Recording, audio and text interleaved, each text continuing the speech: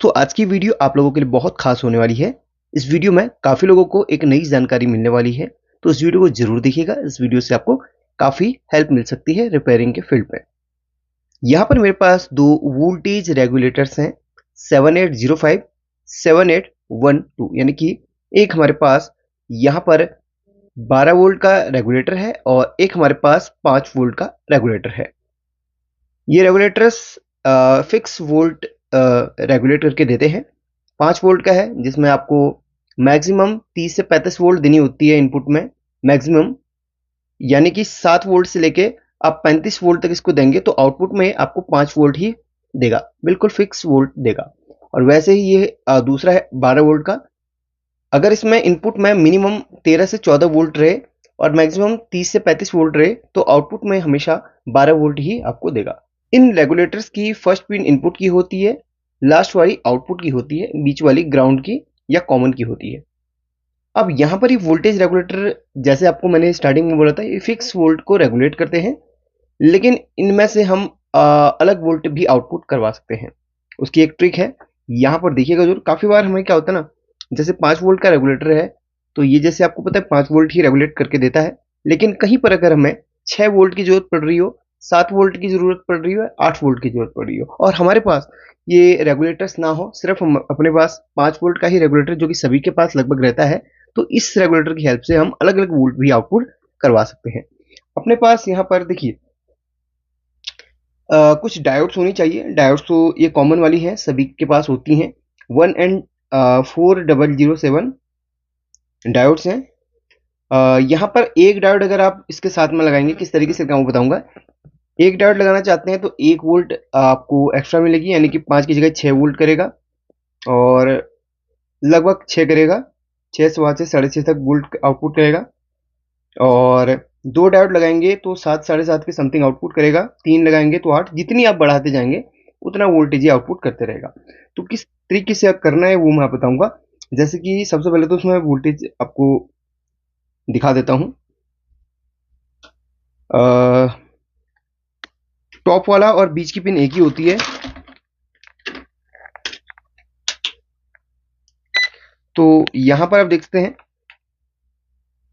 Multimeter में first pin लगाएंगे तो 12 वोल्ट मैं यहाँ पर इनपुट कर रहा हूँ और आउटपुट में हमें मिल रही है 5 वोल्ट, बिल्कुल फिक्स। यहाँ पर थोड़ा सा 1 वोल्ट 0.1 वोल्ट इसमें एक्स्ट्रा है, लेकिन फिक्स 5 वोल्ट ही ये करेगा। ठीक है, अब यहाँ पर हमें देखिए एक डायोड हम कोई सी भी ले लेंगे और डायोड की जो पोजीशन है ये ज़रूर आपने ध्यान रखनी है।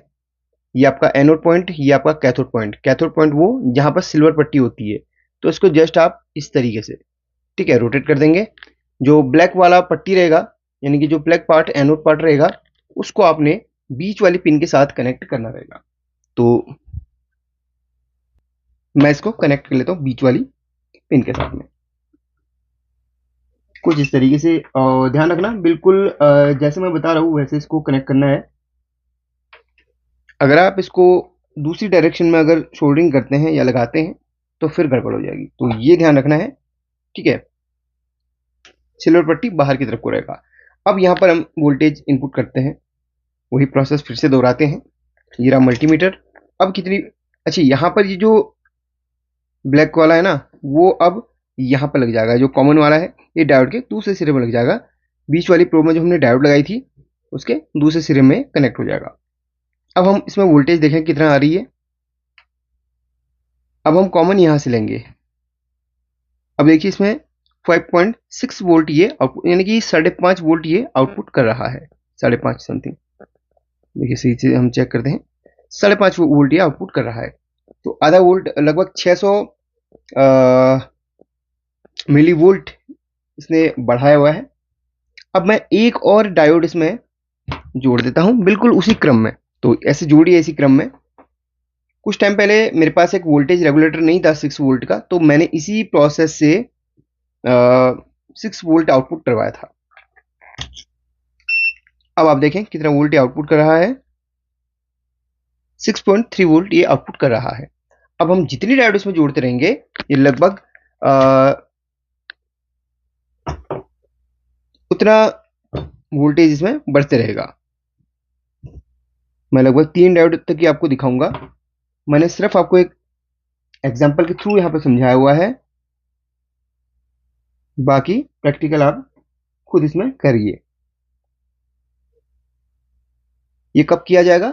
जब आपके पास कोई रेगुलेटर मौजूद नहीं है और कुछ वोल्टेज आपको आउटपुट करवानी है, तो ये प्रोसेस आपको यहाँ पर फॉलो करनी है। और ये ट्रू होता है, ये नहीं कि आपको लग रहा हो कि सिर्फ वोल्टेज ही दिखा रहा है, ऐसा नहीं है। ये ट्रू वोल्ट आउटपुट करेगा, ऐसा कोई फेक चीज नहीं है, ठीक है। आप सोच रहे होंगे कि यहाँ पर ये, ठीक है, अब ये देखिए 6.93 यानी कि 7 वोल्ट, 3 डायोड लगाने के बाद इसने 7 वोल्ट लगभग आउटपुट किया है। सिर्फ 3 पॉइंट का अंतर है। तो यहाँ पर देखिए 7 वोल्ट ही समझ लीजिए इसको, 6.99, देखिए 7 वोल्ट ही कर लिया इसने, ठीक है। तो ये चीज़ है, और हीटिंग का इशू इसमें नहीं आएगा। अगर आपको लगता है कि ऐसा प्रॉब्लम हो रहा है या हीटिंग का इशू लोड देने में आता है, तो यहाँ पर डायोड को थोड़ा सा ज़्यादा, यानी कि यहाँ पर 5399 या 5408 डायोड को जोड़ लीजिएगा।